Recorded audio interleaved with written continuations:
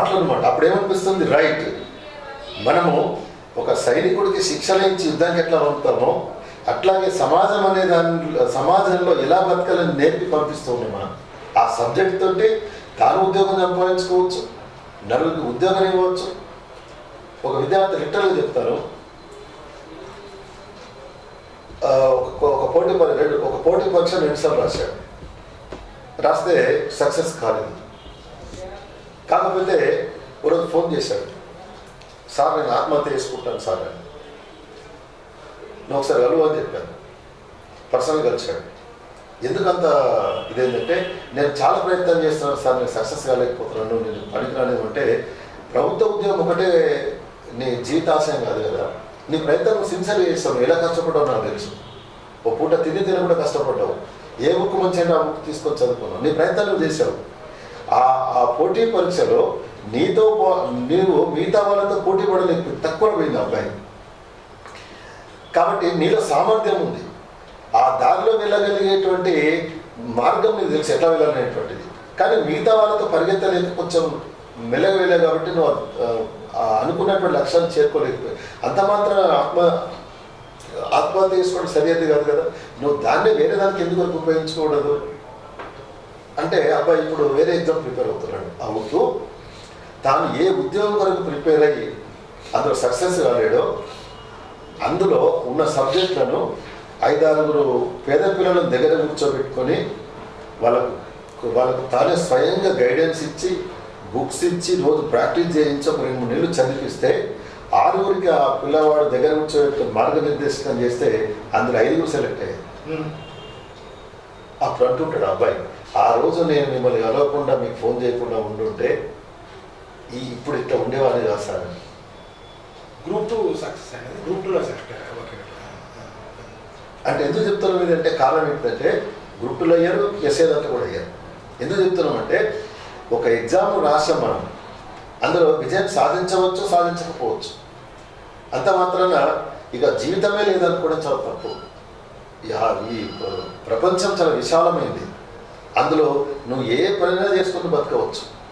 దాని గురించి ఆలోచించాలి. కానీ నేను గ్రూప్ 2 రాశాను, లేకపోతే ఎస్ఐది రాశాను, లేక మరొకటి రాశాను, అది రాలేదు, నా జీవితాశయం ఇదే, ఇది రాకుంటే నాకు లైఫ్ లేదు అని అనుకోవడం కరెక్ట్ కాదు. అది ఏం చేయాలి, నీకు ఇంకే అవకాశం ఉంది, అందులో వెళ్ళి ఆ మార్గంలో వెళ్ళు.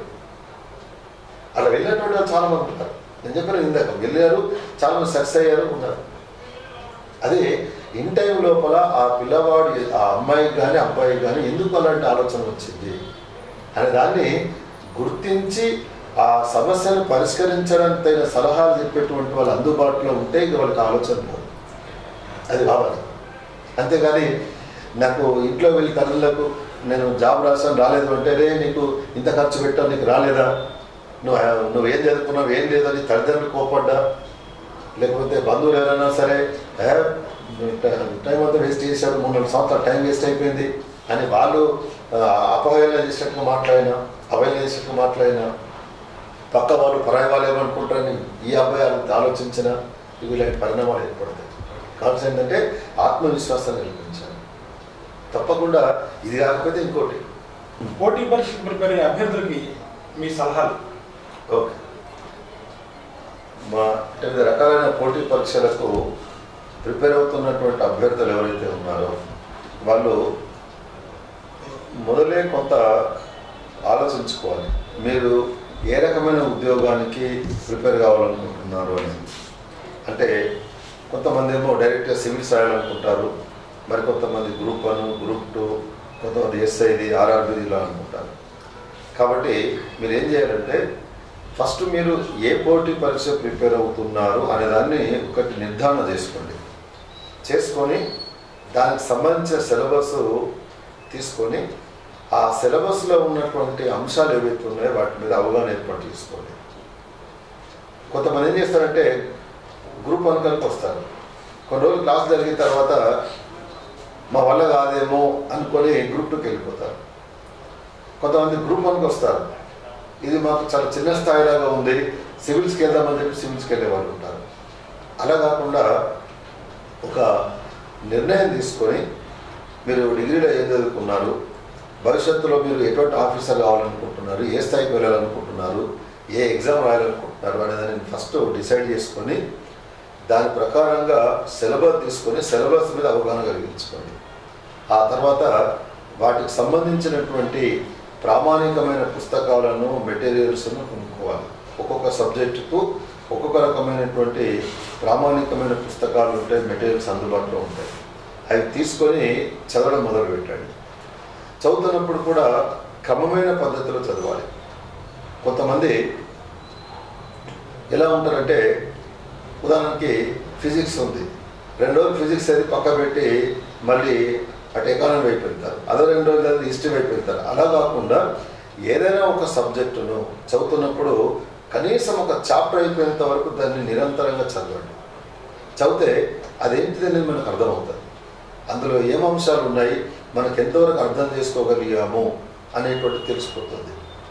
తర్వాత రెండవది ఏంటంటే, ఈ ఆబ్జెక్ట్ టైప్ ఎగ్జామ్స్ రాసేటువంటి అభ్యర్థులు ఏ పేపర్లో అయినా సరే, ఏ సబ్జెక్ట్ అయినా సరే, పాఠాలు చదివిన తర్వాత దానికి సంబంధించినటువంటి ప్రశ్న పేపర్లను అంటే ప్రాక్టీస్ పేపర్లను ప్రాక్టీస్ చేయండి. అది కూడా మంచి నిపుణులైనటువంటి ఎక్స్పర్ట్స్ రాసినటువంటి ప్రాక్టీస్ పేపర్లు ఉంటే వాటిని ప్రాక్టీస్ చేయండి. ప్రాక్టీస్ చేసినట్లయితే మనం ఏ విధంగా వాటిని అటెంప్ట్ చేయగలుగుతున్నాము, ఆ చాప్టర్ కానీ ఆ సబ్జెక్ట్ అని ఎంతవరకు అర్థమైంది, ఎన్ని క్వశ్చన్స్ చేయగలుగుతున్నాము అనేటువంటి తెలుస్తుంది. అలా మీ ప్రిపరేషన్ అనేటువంటిది ఏదైతే ఉంటుందో అది మొదలుపెట్టండి. మొదలుపెట్టిన తర్వాత నోటిఫికేషన్ వచ్చిందనుకోండి, నోటిఫికేషన్ నుండి ఆ ఎగ్జామ్ జరగడానికి ఎంత టైం ఉంది, ఆ టైం గ్యాప్ అనేది చాలా ఇంపార్టెంట్. ఆ టైం గ్యాప్ను మీరు ఆధారంగా చేసుకొని 4 నెలలు ఉందా, 5 నెలలు ఉందా, 6 నెలలు ఉందా, లేక 3 నెలలు ఉందా, ఎంత ఉందని చూసుకొని దాని ప్రకారంగా మీ షెడ్యూల్ మార్చుకోవాలి. మార్చుకొని అప్పుడు అన్ని పేపర్ల మీద సమానమైన దృష్టిని పెట్టి చదవండి. ఇంతకుముందు కూడా చెప్పాను, ఒక సబ్జెక్ట్కి ఎక్కువ వెయిటేజ్ ఇవ్వడం, తక్కువ వెయిటేజ్ ఇవ్వడం చేయకూడదు. అన్నింటి మీద సమానమైనటువంటి ఫోకస్ చేసి చదవండి. ఎందుకంటే అన్ని పేపర్లు వచ్చిన మార్కులను బట్టి మెరిట్ లిస్ట్ తయారు చేస్తారు. కాబట్టి అలా సమానంగా చదవండి. చదువుతున్నప్పుడు ఏమైనా సందేహాలు వచ్చినట్లయితే నిపుణులను కలిసి, ఫ్యాకల్టీని కలిసి, లేక మీ సీనియర్ని కలిసి వాళ్ళ సలహాలు సూచనలు తీసుకోండి. అలా ప్రిపేర్ అయితే అది బాగుంటుంది. మీకు అభ్యర్థులు లేకపోతే మీ నెంబర్ కూడా మీరు ప్రేక్షకులకి ఇస్తాం తప్పకుండా. ఇప్పుడు ముఖ్యంగా ఈ కోచింగ్ కానీ లేకపోతే ప్రత్యక్షంగా కలవలేనటువంటి పరిస్థితిలో ఉన్నటువంటి గ్రామీణ ప్రాంతాల్లో ఉండేవాళ్ళు కానీ లేక దూరంలో ఉండేటువంటి అభ్యర్థులు ఎవరైనా సరే కలవాలి అనుకుంటే నాకు ఫోన్ చేయండి. నా ఫోన్ నంబరు 9440774842. మళ్ళీ చెప్తాను, 9440774842. మీరు ఫోన్ చేయాలనుకుంటే మాత్రం రాత్రిలో 9 to 10 మధ్యలో ఫోన్ చేయండి.